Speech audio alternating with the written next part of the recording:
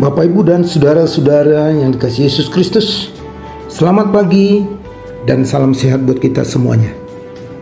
Sebelum memulai aktivitas kita hari ini, mari berikan waktu untuk disapa oleh firman Tuhan, dan sebelumnya kita berdoa. Kasih karunia dan damai sejahtera dari Tuhan Allah Bapa kita dan dari anaknya Yesus Kristus yang menyertaimu. Amin. Saudara-saudara, firman Tuhan hari ini Rabu tanggal 9 Juli 2025 diambil dari kitab 1 Korintus pasal 10 ayat 13. Demikian bunyinya: pencobaan-pencobaan yang kamu alami ialah pencobaan-pencobaan biasa yang tidak melebihi kekuatan manusia, sebab Allah setia, dan karena itu Ia tidak akan membiarkan kamu dicobai melampaui kekuatanmu. Dan pada waktu kamu dicobai, Ia akan memberikan kepadamu jalan keluar sehingga kamu dapat menanggungnya. Demikian firman Tuhan. Saudara-saudara yang dikasihi Yesus Kristus, kalau kita memperhatikan latar belakang nats ini, sebenarnya Paulus hendak mengingatkan orang-orang Kristen yang di Korintus untuk tabah dan kuat menghadapi segala jenis persoalan yang diperhadapkan kepada mereka sebagai pengikut Kristus.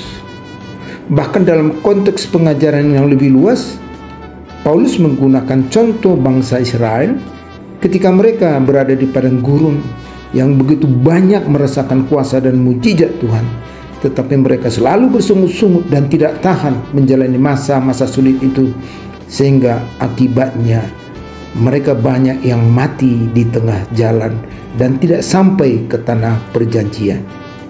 Jadi seperti yang dikatakan dalam nats ini, pencobaan-pencobaan yang kamu alami ialah pencobaan-pencobaan biasa yang tidak melebihi kekuatan manusia.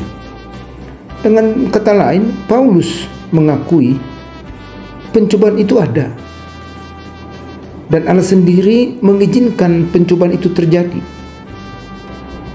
Namun Paulus juga mengingatkan bahwa pencobaan yang datang itu adalah pencobaan yang biasa, masih bisa dilalui, masih bisa dihadapi, karena pencobaan itu tidak melebihi kekuatan kita.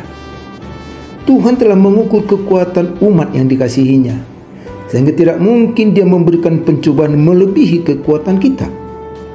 Atau contoh sederhana, ibarat kita sebagai orang tua, tidak mungkin kita memberikan beban yang tidak dapat dipikul oleh anak-anak kita. Kita pasti berpikir ulang untuk memberikan apa yang layak untuk dikerjakan anak kita sesuai dengan usia atau kemampuannya. Jadi tidak mungkin orang tua memberikan beban yang berat yang tidak dapat dipikul anaknya. Saudara-saudara, lebih dari situlah sikap Tuhan terhadap umatnya. Tuhan yang tahu keberadaan kita sudah pasti tidak melakukan hal yang tidak baik buat umatnya. Hanya saja kalau kita mau jujur mengakui, kita itu sendirilah yang kurang berkenan ketika harus menjalani masa sulit seperti bangsa Israel yang kita katakan tadi. Kadang hati kita yang langsung gelisah, galau menghadapi masalah-masalah itu, sehingga kita mau cepat-cepat lari dari persoalan. Atau bisa saja hanya mendengar persoalan itu kita sudah takut, padahal kita sendiri belum merasakannya. Jadi kedagingan kita ini sering kalah dan menyerah ketika pencobaan itu datang. Kita langsung merasa tidak mampu menghadapinya. Bahkan juga justru ada yang menganggap Tuhan itu jahat kepadanya.